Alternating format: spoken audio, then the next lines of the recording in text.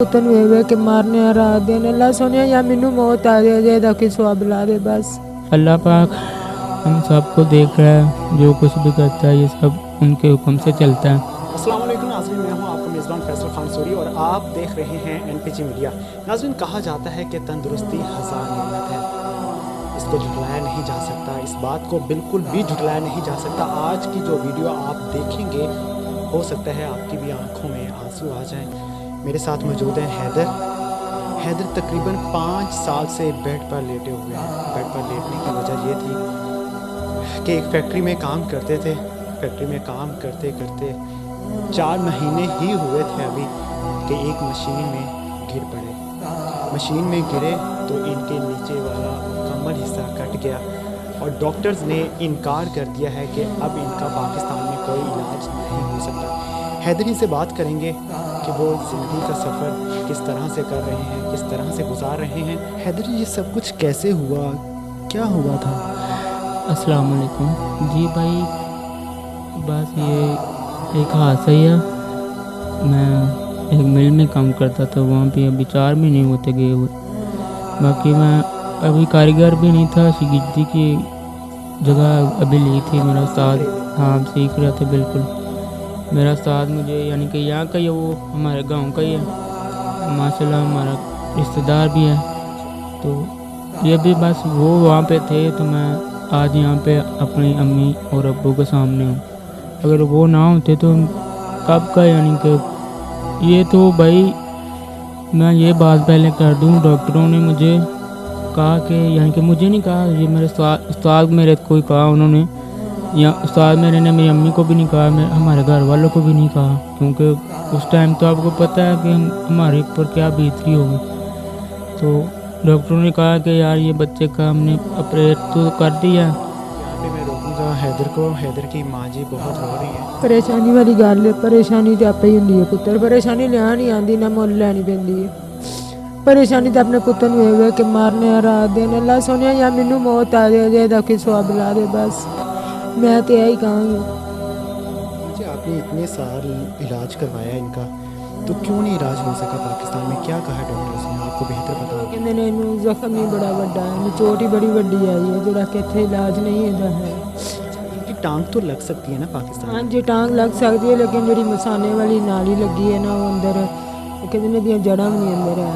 ਇਹਦੀ पेशाब वाली जगह जी ना खिंच के निकल गई है, तो वो जगह तो नाली उन्हें लाई है। वैसे ही नाली बच रखी, जो उठता खड़ा होंगे फिर वो नाली हिलती है, फिर वो कोई बर्दाश्त नहीं होता।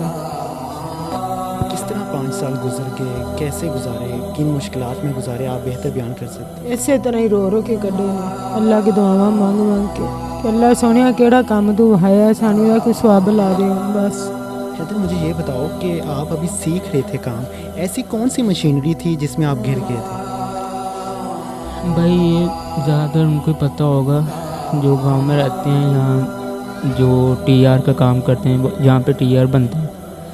वो मशीन ही भाई ऐसी थी कि बंदा उसके पास जाता था ना, ज़मीन ऐसे कामती थी, इतनी वो हैवी मशीन थी। अब यहाँ से तकरीबन तो काफ़ी दूर भी चले हैं, फिर भी जगह कामती हुई नज़र आएगी आपको, इतनी हैवी थी वो। तो मुझे पता ही नहीं है, मैं वहाँ पे लेने के गया हूँ, मेरा कोई वहाँ पे काम ही नहीं था, मैंने और साइड पे जाना था। तो मुझे ये भी उन्होंने कहा है, जो मेरे पास खड़े थे उन्होंने कहा तुम आए हो ऐसे, तुम मशीन के ऊपर चढ़े हो, दूसरी साइड गए हो, जब तुमने वापसी की है बिल्कुल तुमने ये जो राइट वाली जो मेरी टांग है, इसका पाँव तुमने उसके ऊपर रखा है, मशीन के ऊपर से वो फिसला, ये टांग ही सीधी उसके अंदर गई है मशीन के। ये एक टांग बाहर थी, एक टांग वो मशीन के अंदर थी, इसलिए ये बच गई टांग, नहीं तो ये भी अगर वहाँ पे जाती तो पता नहीं मैं इस बार अपनी अम्मी और अब्बू के सामने होना था कि नहीं होना।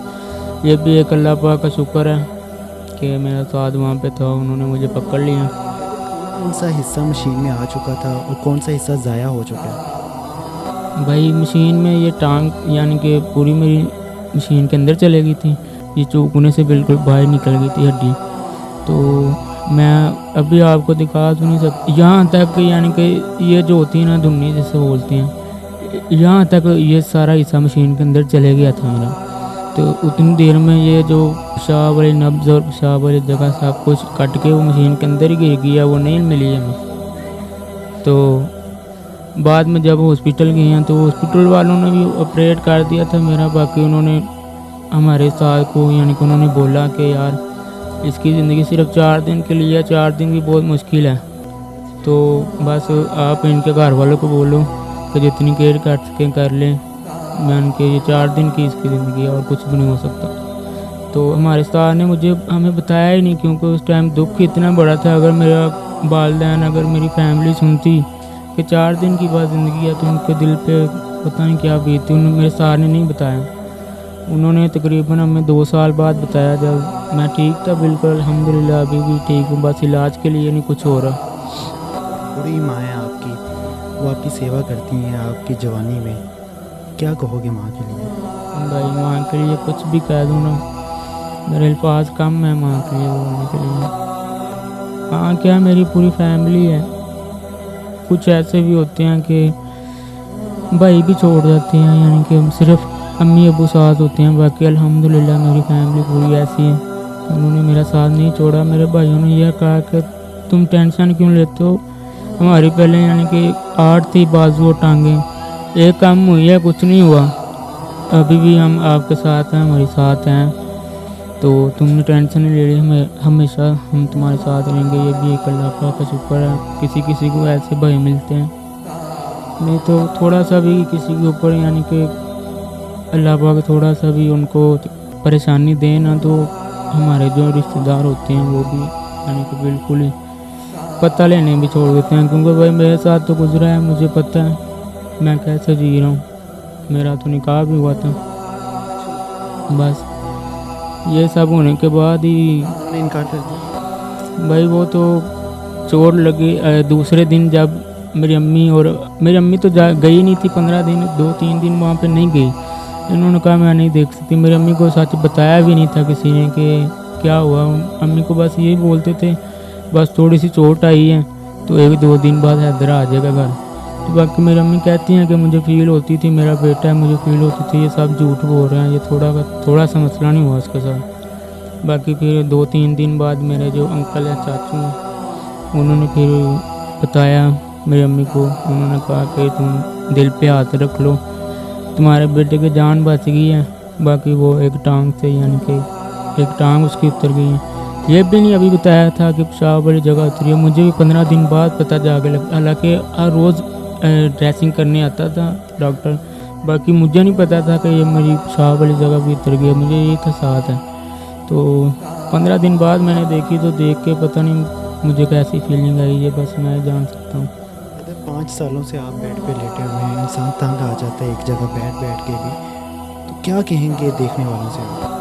भाई देखने वालों को बस यही कहूँगा, अल्लाह पाक हम सबको देख रहा है, जो कुछ भी करता है ये सब उनके हुक्म से चलता है। तो बस अल्लाह का यानी कि साथ ना हारें, अल्लाह पाक आपके साथ है, अल्लाह का शुक्र करें अल्हम्दुलिल्लाह कहीं आप। तो इंशाल्लाह एक ना एक दिन तो बुरा वक्त आता है तो अल्लाह पाक अच्छा वक्त भी लेके आता है। एक टाइम ऐसा आता है कि जो छोड़ के गए होते हैं ना सर, वो भी यानी कि पछताते हैं कि ये हमने क्या कर दिया। तो बस हमारे इंशाल्लाह अल्लाह का शुक्र है कि पूरे दिन गुजर रहे हैं, तो आगे से भी यही दुआ करेंगे कि हमारे अच्छे दिन आएँ। और देखने वालों को भी यही कहूँगा कि आप हिम्मत ना हारा करें बस। माँ जी, हैदर की बीमारी पे कितने खर्चात आते हैं, कितना खर्चा आता है, किस तरह से पूरा करती हैं आप? पुत्र मेरी बेटी है, मेरे छोटी है, देख लो ਅਸੀਂ ਮਾਂ ਬੇਟੀ ਆਪ ਇਹਨਾਂ ਦੇ ਅੱਬੂ ਕਾਲੇ ਜਰਕਾਨ ਦੇ ਮਰੀਜ਼ ਨੇ, ਸ਼ੂਗਰ ਹੈ, ਬਲੱਡ ਤੇਜ਼ ਹੁੰਦਾ ਇਹਨਾਂ ਦਾ। ਅਸੀਂ ਆਪ ਮਾਂ ਬੇਟੀ ਕੰਮ ਕਰਨੇ ਆ, ਕੋਈ ਭਰਾ ਨਹੀਂ ਦੇ ਜਿਹੜੇ ਵਿਆਹ ਥੋੜਾ ਥੋੜਾ ਖਰਚਾ ਉਹ ਦਿੰਦੇ ਨੇ, ਕਿਉਂਕਿ ਅਸ ਮਹਿੰਗਾਈ ਵਿੱਚ ਕਦੇ ਕਮਾਉਣ ਨਾਲ ਕੁਛ ਵੀ ਨਹੀਂ ਬਣਦਾ। ਕੁਛ ਜਿੰਨੇ ਜੋਗੇ ਹੋਣੇ ਥੋੜਾ ਥੋੜਾ ਉਹ ਦਿੰਦੇ ਨੇ, ਕੁਛ ਆਪ ਕਰੀ ਆਪਣਾ ਟਾਈਮ ਪਾਸ ਕਰ ਲਈਦਾ, ਅੱਲਾ ਦਾ ਸ਼ੁਕਰ ਹੈ। ਬਾਕੀ ਹੁਣ ਜਿਹੜਾ ਥੱਕ ਗਈਆਂ ਮੈਂ ਆਪ, ਬਸ ਹੁਣ ਮੇਰੇ ਕੋਲ ਨਹੀਂ ਕੁਛ ਵੀ ਹੁੰਦਾ। तो हैदर की मेडिसिन तकरीबन कितने पैसों में आती है? डेली की आती है, मंथली आती है? ਇਹ ਪੁੱਤਰ ਇਹਨੂੰ ਬੈਕ ਲੱਗਦਾ ਜੂਨੀਅਰ, ਫਿਰ ਉਹ ਜਿਹੜਾ ਸਟੋਮਾ ਬੈਕ ਉਹ ਵੀ ਲੱਗਦਾ, ਉਹ ਟੂਬ ਨਾਲ ਲੱਗਦਾ।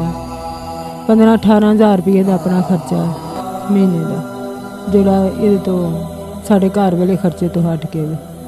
ਤੇ ਬਾਕੀ ਅੱਲਾ ਦਾ ਸ਼ੁਕਰ, ਅੱਲਾ ਪੂਰਾ ਕਰਦਾ है। हैदर, आपको बेटी भी अल्लाह ने गिफ्ट कर दी, वो किस तरह से मिली आपको? भाई ये भी आपको कहा है ना कि मेरे भाई छोटे दिल के नहीं हैं। बाकी उनके अखराजात नहीं होते तो कोई बात नहीं, बाकी वो उनका दिल ऐसा नहीं है कि वो ऐसा ना करें। ये मेरा बड़े से जो छोटा भाई है ना, माशाल्लाह उसने पैदा होने से पहले बोल दिया था इधर ये लड़का है या लड़की है, ये तुम्हारे नेम की है। तो बस अल्लाह पाक का शुक्र है, ये देखें माशाल्लाह कितनी प्यारी मेरी बेटी है। चलो अल्लाह ताला इसके नसीब अच्छे फरमाए। हैदर, कोई ऐसी बात जो आप दिल की बात करना चाहते हो, ऑडियंस के साथ शेयर करना चाहते हो, देखने वालों के साथ शेयर करना चाहते हो? भाई वैसे सही कहूँ तो मेरे अंदर दिल ही नहीं है यार, क्या करूँ, फिर भी अल्लाह का शुक्र है। हैदर ने, अगर आपने पूरी वीडियो सुनी हो तो हैदर ने एक मोटिवेशनल मैसेज भी दिया है जो आप लोगों के लिए बहुत अहम है। हैदर अराई फैमिली से ताल्लुक़ रखते हैं और तकरीबन 5 साल इनको हो चुके हैं बेड पर लेटे हुए हैं। आप लोग ज़रूर इनकी मदद कीजिएगा। शायद मैं बहुत ऊंची बोलता हूँ, आपने पहली वीडियोस में देखा है। आज मुझ में हिम्मत नहीं पैदा हो रही थी कि मैं किस तरह से हैदर के सामने इतना ऊंची बोलूँ। शायद अल्लाह ताला ने मैं आज खड़ा हूँ तो अल्लाह का बहुत शुक्र अदा करता हूँ। अल्लाह ने मुझे इस मुकाम तक पहुँचाया कि मेरे पास 2 टांगें हैं। आप भी हैदर की हेल्प करके हैदर को 2 टांगें दे सकते हैं। आर्टिफिशियल टांग हैदर को लग सकती है। इनका इलाज हो सकता है लंदन में या अमेरिका में, कहीं भी किसी जगह बाहर के ममालिक में हो सकता है इनका इलाज। आप हैदर की दिल खोल कर मदद कीजिएगा। नीचे हैदर का नंबर चल रहा है। इस वीडियो को ज़्यादा से ज़्यादा शेयर करें और सदका जारिया समझिए। इसका स्वाब आपको हो सकता है दुनिया में ना मिले, लेकिन आखिरत में आपको ज़रूर इसका स्वाब मिल जाएगा। और मैं उम्मीद करता हूँ कि आप ज़रूर